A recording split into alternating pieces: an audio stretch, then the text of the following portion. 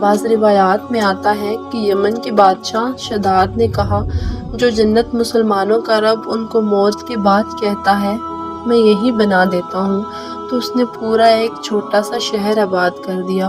اس میں سارے گھر سونے کے اور چاندی کے بنوائے، سڑکیں بھی سونے اور چاندی کی بنوائی۔ کافی عرصہ وہ جنت بنتی رہی اور جب وہ مکمل ہو گئی تو وہ اس کا افتتاح کرنے کے لیے گیا۔ ایک پاؤں اندر تھا اور ایک باہر تھا۔ اللہ نے کہا جان نکال لو۔ دروازے پہ گر کے مر گیا تو اس کا کیا کرے، اسے دیکھنا بھی نصیب نہ ہوا۔ ایک دفعہ اللہ تعالیٰ نے اسرائیل سے پوچھا، کبھی کسی کی جان لیتے ہوئے رحم بھی آیا ہے؟ کہنے لگا 2 دفعہ۔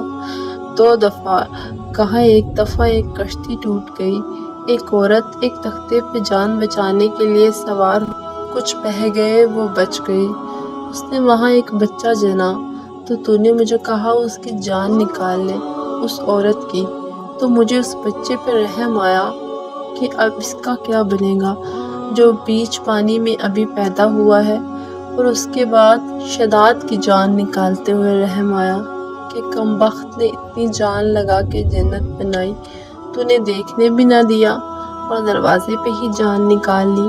تو اللہ تعالیٰ نے فرمایا، تمہیں خبر ہے یہ شداد کون ہے؟ کہا نہیں۔